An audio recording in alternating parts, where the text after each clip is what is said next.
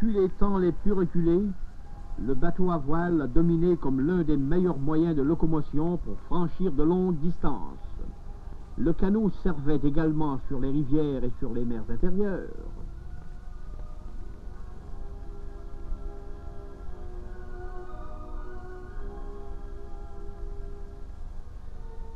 La marche resta pendant longtemps un moyen excellent de déplacement. Puis vint la voiture à traction animale et les premières routes rudimentaires à travers bois.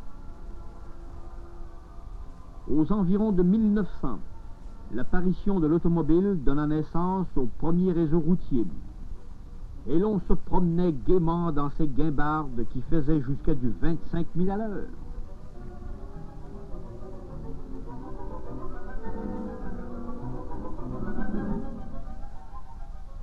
Les années passèrent et l'accroissement du nombre des automobiles exigea des routes plus larges. Les ingénieurs firent leur apparition. Jusqu'à l'avènement de l'Union nationale, les trois quarts des routes n'étaient pas pavées. Aujourd'hui, on ne construit plus un seul chemin sans avoir au préalable pris des échantillons de terre pour connaître la formation des sols.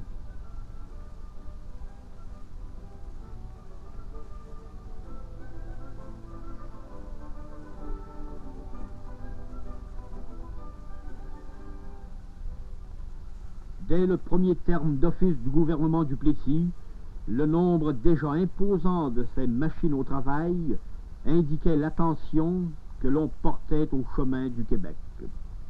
L'apparition de ces lourdes machines, louées ou achetées par le gouvernement de l'Union nationale, disait clairement qu'il y avait quelque chose de changé dans le domaine de la voirie québécoise.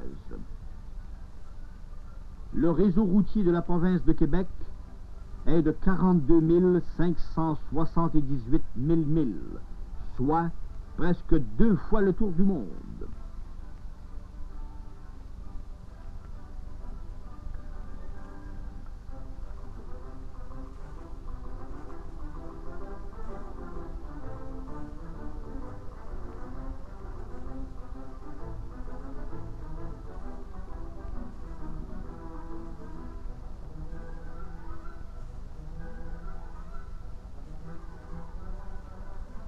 Quand les routes ont reçu leur gravier, on s'apprête à les recouvrir d'asphalte. Voici justement une fabrique portative d'asphalte.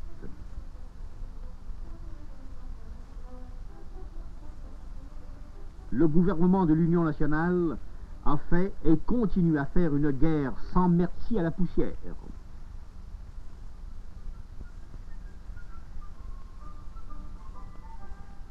Aujourd'hui, presque partout dans le Québec, les routes nationales et les grands chemins de liaison sont définitivement pavés.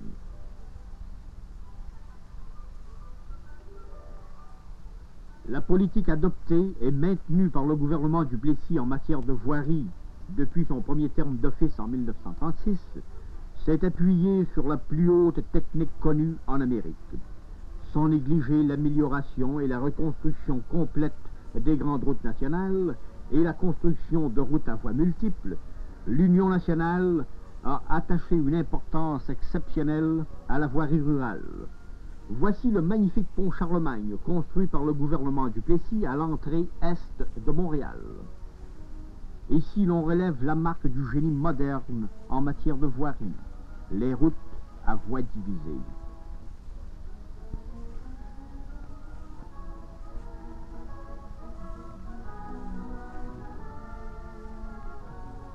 Sous Duplessis, on élargit l'emprise des chemins à 60 et parfois à 100 pieds.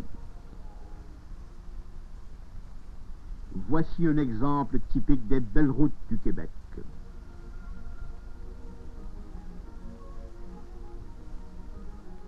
La région d'Amos, Abitibi, possède de belles routes larges.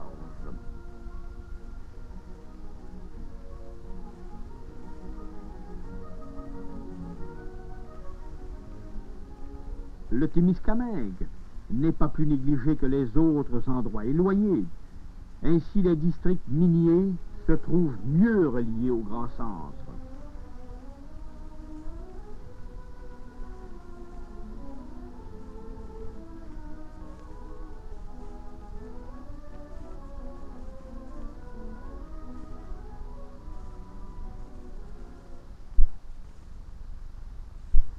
Dans la région de Québec, il y avait énormément à faire. Il importait, par exemple, de relier la vieille capitale à l'un des coins les plus progressifs du Canada, celui du lac Saint-Jean, où le gouvernement du Plessis attire de nouvelles industries. Les gouvernements libéraux ont laissé en héritage aux gens du lac Saint-Jean une espèce de route préhistorique reliant Chicoutimi à Québec. Ça prenait une journée entière pour franchir une distance que l'on couvre aujourd'hui en 2 heures et demie. Le gouvernement du Plessis a tracé à travers montagnes et ravins le magnifique chemin qui porte le nom de boulevard Talbot. En bordure de cette autostrade, le gouvernement de Québec garde en opération 2 hôtels, le Relais et 2000 plus loin, l'Étape, où des milliers de voyageurs s'arrêtent à mi-chemin pour se reposer.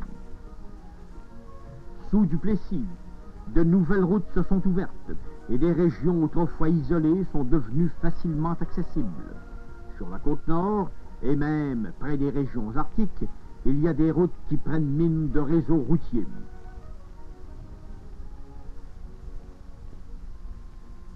Voici une vue panoramique de la ville reine du Saguenay, Chicoutimi, avec sa cathédrale et le pont Sainte-Anne.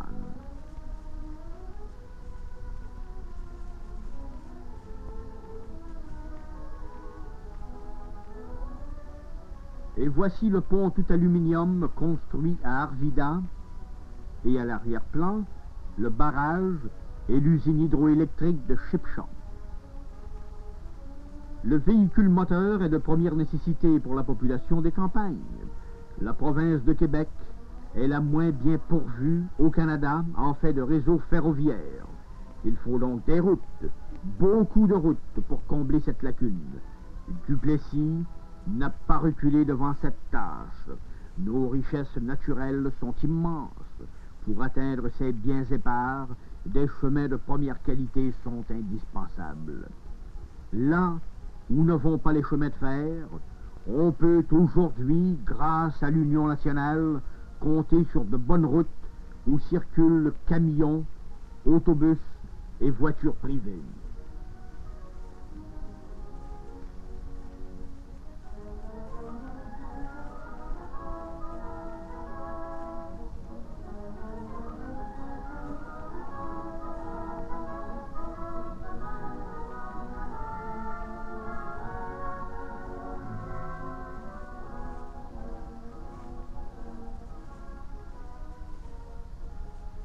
Du temps des libéraux, on craignait de s'aventurer en Gaspésie en automobile.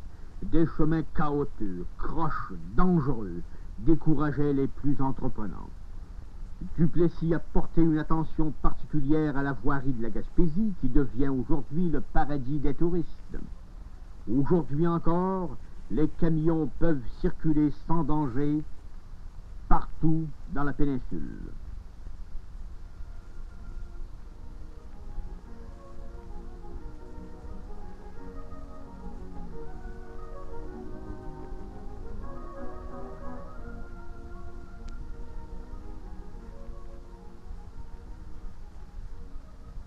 Près de Québec, une route magnifique mène à Sainte-Anne-de-Beaupré et des travaux gigantesques s'effectuent dans la fameuse côte de la Miche conduisant à la Malbaie.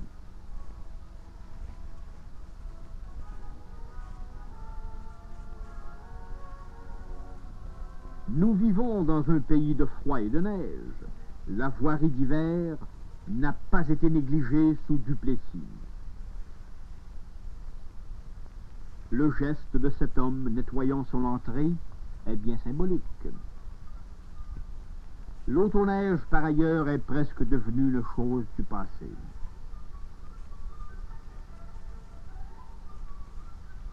La politique de l'Union nationale en matière d'entretien d'hiver est vigoureuse et généralisée. Les souffleuses à neige sont en service partout.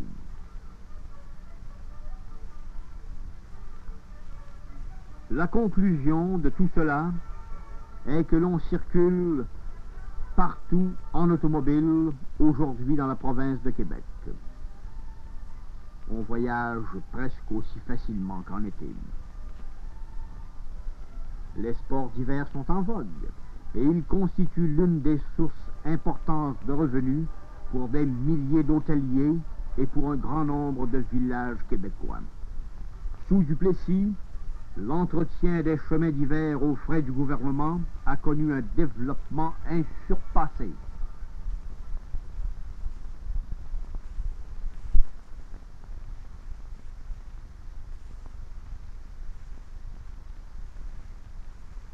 Au 31 mars 1955, le rapport officiel du ministère de la Voirie précisait que le réseau routier du Québec est de 42 578 000 milles. C'est presque 2 fois le tour du globe terrestre. Duplessis a refait la voirie du Québec. Il a relié au grand centre des endroits les plus éloignés. Le nombre des nouvelles et grosses industries va en augmentant chez nous. La province grandit et la voirie prospère sous le gouvernement de l'Union nationale.